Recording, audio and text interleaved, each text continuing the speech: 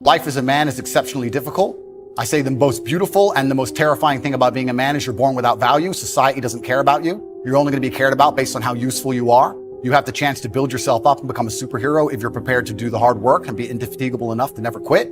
But if you're going to stand around and wait for a handout, nobody's going to ever respect you. And I think that a lot of people have forgotten about how difficult and how competitive it is as a man. We're always in constant competition with each other. And it's your duty as a man to stand up and say, I want to be as important and strong and good-hearted and God-fearing as possible. And I need to work hard to achieve those things. And the dangerous thing about overly emotional men is that they're dangerous. They're genuinely dangerous. This is what's crazy. All these people who talk about toxic masculinity and how bad it is for men to be traditionally masculine. A traditionally masculine man does things he doesn't feel like doing because it is his duty to do that. He charges into the burning building because it is his duty. Not because he feels like it, because it is his duty. We're now teaching the new generation of men that they don't have duty and they can just act on their feelings and act how they feel, and they don't have to act as a man should. Do you know what happens when you get men who just act how they feel?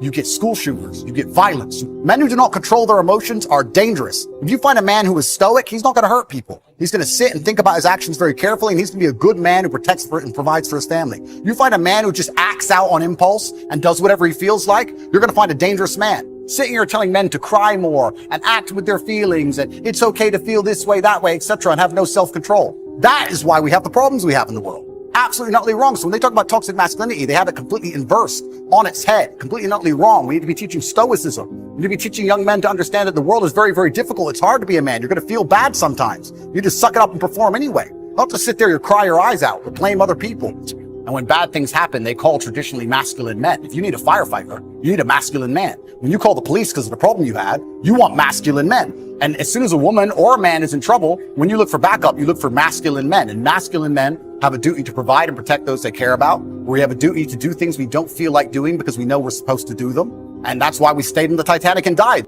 The real problem with the world is that there's an epidemic of cowardice. Men are cowards. We have an epidemic of cowardice. Everybody is so afraid. It's on the other side of fear that you're going to garner the respect of other individuals. You have to do things that they're afraid to do, meaning most likely you are also afraid. I've done a bunch of shit. I was afraid 87 times before I got in the ring and cage. It's scary, right? I lived a scary life. But by going through all of that, I am now respected. You have to learn to face your fear. I'm not saying not be afraid, because that's not brave. If you do something and you're not afraid, you're not brave. You have to be afraid and do it anyway. That's what courage is. So I'm not saying you can be as scared as you want, but you still have to go. We're living inside of a video game. Because in a video game, you're going to go through trial and tribulation. You're going to struggle to upgrade your character. And the reason you upgrade your character is when you get more stats, you can complete more difficult levels within the game. Life is exactly the same. The levels never end, but as you become better, you stand a better chance of completing them. So as you upgrade your character, you get further and further in the game, but the game never ends. That's the beauty of being a man. All these men are out here complaining that things are difficult. The reason it has value is because it's difficult. If it was easy, everyone would have it and it wouldn't have any value. Complain that it's hard to get a Lambo. The reason having a Lambo is cool is because nobody has a Lambo. How are you going to complain that it's hard to be the man, but then also understand that being the man has value? They are linked. You cannot separate the two. It's a logic fail. If you love the fact, if you love the idea of being that character you dream of yourself to be, then you should love the fact it's hard to become that man, because it means no one else can do it. There's no light without dark. You will not appreciate your six-pack unless you didn't have one and you had to earn it. That's how the world works. So when I talk to these dudes like, oh, but it's, you know what, Tate, yeah, I agree, but you know, it's hard. Of course it is. It's supposed to be. And if you're not cut out for it, then go off and live a normal existence and die. Sit there, letting other men enjoy the spoils of being a man and die. If that's what you want to do, is just sit there and exist and then fade into history unremembered. That's your decision. If you want to level up your character, then you need to get out here and do it. You need to be around brave men. You need to get some balls. You need to get your network together. You need to do the truth. Humble yourself. Stop sitting there with an ego. Realize you ain't shit. You're nothing but lucky. Bacteria could have stole your eyesight at the age of 3, and it didn't. You could have been in a car crash and lost both your parents. Never happened. You've been nothing but lucky. Blind luck has given you a favorable hand, and you've managed to f*** it up. And they are trying to convince you that you should act how you feel. You should show more of your feelings. If you feel this way, you should show it. If you want to cry, cry. Look, I have no problem with guys crying. Sometimes guys cry, right? My dad died, I cried. I've cried once in 10 years, but it's not a default emotion for me. Sometimes you cry, right? But what I'm saying is the reason they're trying to bring out emotionality in you is because most of the time you don't feel like doing the things you're supposed to do. But the true masculine frame throughout history was doing the things they didn't want to do, but they knew they had to do because they had honor and duty. That's what honor and duty means. Do you think the men on the Titanic wanted to stay on the Titanic? No, we're men. We have to stay. We're scared, but we must. It's our duty to let the women and children on the lifeboats. This is masculine duty. When you remove self-control from men, you get, not only do you get emasculated weak men, but what you also get is very dangerous men. Because the world at large is trying to tell you, just be more in touch with your feelings and everything's gonna be fine. Men also have an innate desire, one, for conquest, and two, we have a biological response. We are very predispositioned to anger. You look at all these school shooters and these are men who can't control their emotions. That's all they are. Facts. They have no self-control. And then they go and do dangerous. A good man controls himself. I have absolute self-control. If I decide to smash your face in, it was a very conscious decision. Nothing to do with the fact I was angry. You understand? Emotional control is absolutely and utterly important as a man. Now, I'm not saying become a stoic dork, have no personality, be a boring. I'm not saying that. I'm saying that you need to understand as a man, there are certain principles under which you act, regardless of how you feel. Bam. I can wake up in a terrible mood. I can wake up sad. I can ache. I can have a busy day, stressed, etc. I will complete the same tasks as if I woke up in a fantastic mood. I'll do the same things because how I feel has no bearing on the things I'm going to do with my day because I have duty to myself and to my bloodline. So a lot of you guys out here are acting like fools because you feel like acting like fools. And what I'm going to say to you is, because you think there's something wrong with you, you go, well, I lack motivation. You hear this one? I don't have the motivation to go to the gym. Well, here's the news flash. Neither did I. And I still did it. So now what are you going to say? Now you have no excuse, right? Oh, you're scared to get in the ring. So was I. I still did it. Scared to get in the cage. So was I. I still did it. Being a man isn't about not feeling things. It's about acting the way you're supposed to act, regardless of how you feel. And I'm tired of hearing guys message about how they feel. I don't feel motivated. I don't feel. Feel. Leave the feelings to the girls, right? That's what they do. We act. We're men of action. We get things done. That's how the world got built. All of it. All the men who built the skyscrapers felt scared. They did it anyway. You need to become a man of action. Stop worrying about how you feel and start worrying about what you're supposed to be doing. You have a series of emotions you live with regularly, don't you? Those emotions could be bliss, passion, joy, faith, but they could also be worry, stress, depression, frustration, concern. And because you've done it over and over again, even though you know they don't serve you, you will find a way on a very regular basis to get those damn emotions. The quality of your emotions is going to be the quality of your life. The Bible says in 1 Corinthians, we are unspiritual when we're under the control of ordinary impulses. And that's the way so many people are today. They just let their feelings run their lives. If they feel like telling somebody off, they just tell them off. They feel like being depressed, and they go around all depressed. But friends, we cannot just act on these emotional impulses and expect to have any kind of victory in our lives. Feelings can get us into trouble. And throughout life, you're going to have plenty of opportunities to lose your temper. You're going to get up some mornings and feel like being depressed. At times you'll get caught in traffic and feel like being impatient, feel like getting upset.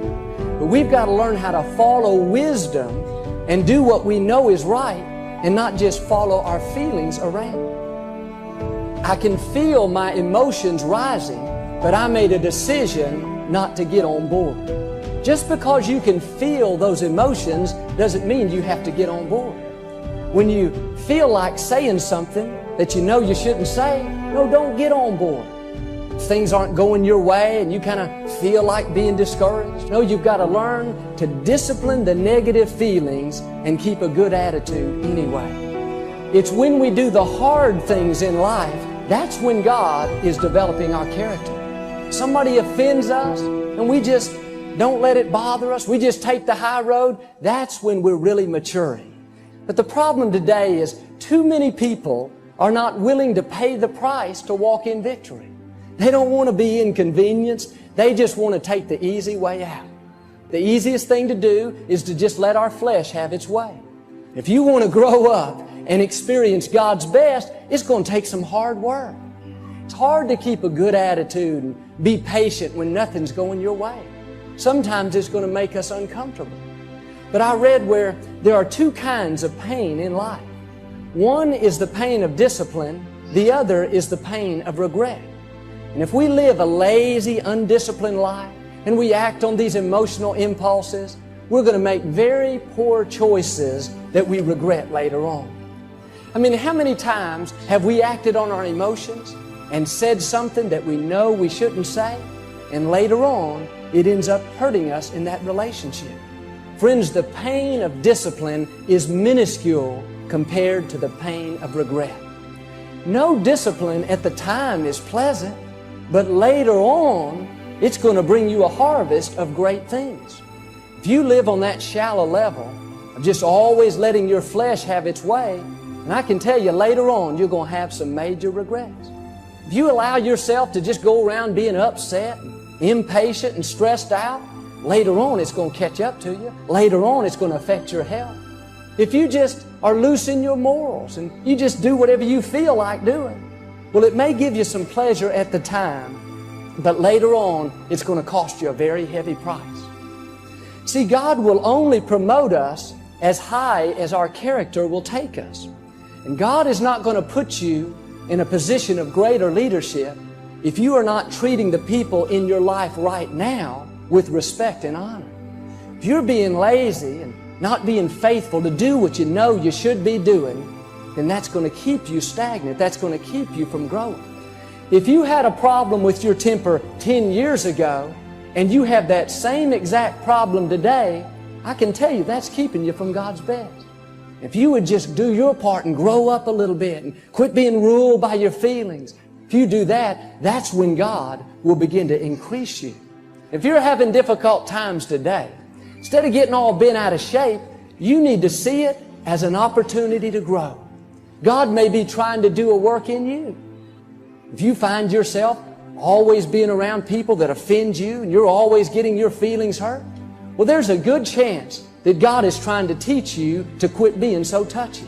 If you find yourself around people that are always rubbing you the wrong way, always irritating you, God is trying to teach you how to love the unlovely. He's trying to teach you a little bit about patience. Well, God, if you just ever change these kids, that's why I'm always upset. Now, let me tell you a secret. God is not going to change your children until you first allow Him to change yourself. And instead look inside and allow God to do a work in you. Then God will change the circumstances. Then He'll change those other people. Look around you. Society is full of grown men with teenagers' minds. They chase dreams but build nothing real. They want success but run from hard work. These immature men destroy everything they come across because they simply refuse to accept the harsh truth that real power comes only from manning up.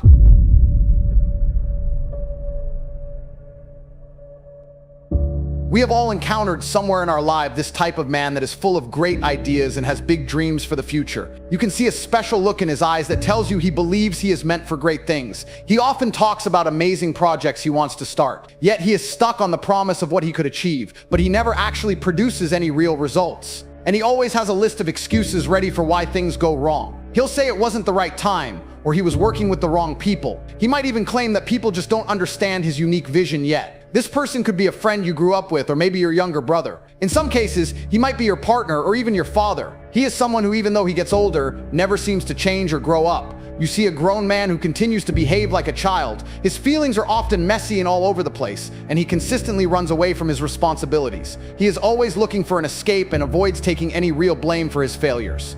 It's even possible that a small part of you still holds on to the hope that he is going to change into a better man. And this particular pattern of thinking is often described as the man-child syndrome. This idea points to the type of immature man who avoids growing up, someone who seems to live in a constant state of preparation. It is as if he is always on the verge of starting his real life, but somehow never truly begins it. He can be very attractive because of his youthful energy, his creative ideas, and his spontaneous personality. However, there is a significant downside hiding just beneath this attractive surface. This is his complete inability to manage the normal responsibilities and challenges of the real world. The man-child believes that life should simply adjust to his personal desires. He fully expects other people to solve the problems for him that he is unwilling to face on his own. He spends his time dreaming about an absolutely perfect partner, an ideal job, and a life without any problems. And as soon as the real world fails to live up to these high expectations, he chooses to escape. He will suddenly cut off communication, quit his job or end the relationship, and go right back into the familiar cycle of daydreaming. And in his mind, he is far too special to accept the predictable nature of a normal life. But the honest truth is that he is paralyzed by the intense fear of failure, the pain of disappointment, and the simple act of growing up. And anyone who has ever tried to support a person like this understands just how draining it can be. You feel completely worn out from offering advice that is completely disregarded and from giving support that is ultimately wasted. It's a tiring experience to try and push someone forward who deep down has no desire to change their position at all. And what's even more difficult, the immature man often makes you feel as though you are the one to blame. He might suggest you are the problem for expecting too much, for pushing him to grow, or for not being content to live in a constant state of almost. However, it is important to speak about the reality of his situation. The simple truth is that this kind of man remains completely stuck. He is trapped inside a dream of being independent. But this dream has actually turned into a prison built from his own fears and his refusal to grow up. And if he doesn't wake up from this, he will find himself growing old without ever having truly lived his life in a meaningful way. This is not meant to be an attack. It is offered as a chance for serious reflection. If you are still engaged with this, it is likely because a part of you recognizes this pattern. You might be seeing it in someone close to you, or you may even recognize parts of it within yourself. The path of the man-child does not have to end in a state of never moving forward. However, a change is only possible when the truth of the situation is faced head-on. The man-child is not just a simple category of personality. Instead, it should be seen as a deep-seated pattern, a kind of mental programming that operates subconsciously in the minds of many men. This pattern is frequently mistaken for positive qualities such as having a lot of charm, acting impromptu, or possessing a truly free-spirited nature. However, underneath this attractive surface, there is a much more significant problem hiding. This issue is a strong, almost instinctive resistance to the idea of growing up. This pattern has been observed in countless individuals and has been documented in various stories throughout history. The immature man appears as someone who refuses to leave the comfortable paradise of his childhood. He wants to stay in that safe, protected space, like an emotional safety net provided by a parent where all his needs are met and every problem is solved for him.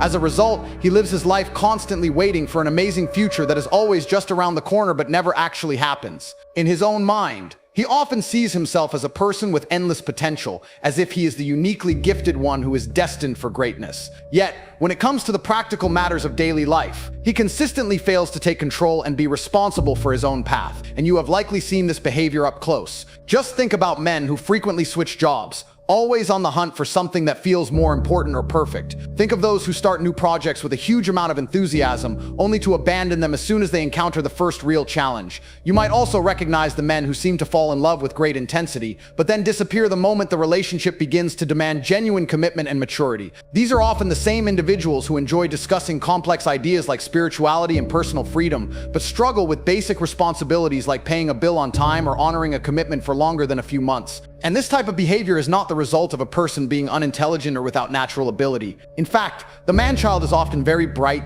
sensitive, and shows a great deal of potential. He tends to have a very deep connection to his creative side, feeling frequent bursts of inspiration and having a powerful imagination. However, this very strength is what keeps him living in a world of ideas, allowing him to avoid the heavy responsibilities of real life. This immature man wants to fly high without ever having to build his own wings. He desires love but shies away from any real commitment. He dreams of success but is not willing to put in the hard work. He wants all the rewards of being an adult without ever having to pay the price of growing up. And naturally, when the world does not simply give him these things, he reacts with anger and defiance. He will blame the system, his family, or even life itself, but he will never look for the fault within himself. A key problem for the man-child is his poor relationship with time. He is always living in the future, constantly waiting for something else to happen first, like finding the perfect idea, the ideal partner, or just the right moment to start. He exists in a world of someday, and because of this, he is not truly living. He is simply surviving, fueled by dreams that eventually stop inspiring him and become heavy burdens. But it is also important to see the other side of this situation. Because even though he is immature, the man-child has a positive energy that cannot be ignored. He can be the source of youthful spirit, endless creative imagination, and the amazing ability to reinvent life and see it in new ways. The problem is not the inner boy that exists inside the man. The problem starts when that boy completely takes over his entire life. So this brings us to the next thing we need to understand. What happens when the positive light of the man-child begins to fade and his darker shadow takes control? There is a certain magnetic quality to the man-child. He seems so light and acts in a very spontaneous way. He often speaks with the beauty of a poet, dreams with the scale of a great thinker, and appears to live completely outside the normal flow of time. This is a man who does not follow the usual rules, refuses to accept any kind of label, and never seems to cling to anything for too long. For many people, this is an incredibly fascinating way to be. He gives the impression of being completely free, and who wouldn't want that kind of freedom in a world so full of obligations, commitments, and repetitive empty routines? However, this is precisely where the trap is hidden. This so-called freedom is actually an illusion. It is a carefully constructed disguise that he uses to hide from the one thing he is most afraid of, which is reality itself. The man-child is not truly free at all. He is more like a person on the run. He is constantly running from pain, from the possibility of failure, from rejection, from feelings of frustration, and from the simple fact that time is passing. He is escaping the heavy burden of being responsible for the direction of his own life. And with every single choice he manages to avoid, every decision he puts off for another day, and every responsibility he passes on to someone else, he only strengthens the walls of his personal prison, which he has disguised as his independence. And you have probably seen this behavior up close. He might tell you he doesn't want a normal career path because he feels he is destined for something much more important. The real story, however, is that he is deeply afraid of predictable routines, of having a boss, and of long-term commitment. He will likely say that he doesn't want to be tied down to one person because relationships feel like prisons to him. But what is really happening is that he is terrified of giving up control, of allowing someone to see the real him, and of being expected to answer for his actions. He might claim that he hates rules, but when you look closer, he simply does not have the skills to cope with limits. The freedom he advertises to the world is, in truth, an immature refusal to face the difficult parts of life. He wants to be forever young, lighthearted, and untouched by problems. And to achieve this, he believes he must stay in continuous motion, floating around like a balloon that is carried by the wind. But time does not stop for anyone. And sooner or later, the real world always shows up and demands for a price to be paid. The man-child lives his life as if he is caught in a dream, constantly floating somewhere between the sky and the solid ground. He actively avoids coming back down to reality, refusing to plant his feet firmly and build a stable life. This immature man shows no interest in managing the everyday practical details that life requires. However, we all know that without a solid foundation, nothing significant can ever develop. Similarly, without putting in real work, nothing truly wonderful can blossom. And without facing difficult experiences, a person can never truly change and grow. And many people think freedom means having no limitations, but real freedom is actually the power to thoughtfully decide which people and goals are worthy of your dedication. The man-child, however, refuses to make these important choices. Instead, he simply runs away. And through this constant escape, he doesn't just damage his own future, he also slowly but surely causes deep pain to the people who try to love and support him. At the very start, everything about him seems wonderful and exciting. The man-child gives off a special kind of energy that naturally draws people to him, making them feel inspired and completely caught up in his world. He acts with a lot of passion and excitement, and his unpredictable nature is very appealing. However, after a while, that attractive sparkle starts to dim. The qualities that once seemed positive begin to change for the worse. What used to feel like a carefree attitude soon becomes a pattern of him simply not being around. What first looked like deep emotional feeling later changes into emotional instability. And the lifestyle that seemed to represent total freedom is eventually shown for what it truly is, a way to escape from responsibility. It is at this stage that the darker side of this immature man starts to surface. This negative part of his character begins to act in quiet, tricky ways. It shows itself through small, destructive actions in his everyday life. For example, he starts forgetting important plans. He doesn't meet his deadlines, and his finances become a complete mess. He might suddenly change his mind about big decisions or break the promises he has made. Yet, he explains all these actions with a kind of beautiful story he tells himself and others. He will say things like, "I'm just not ready for this," or "I don't want to do something that doesn't feel right,"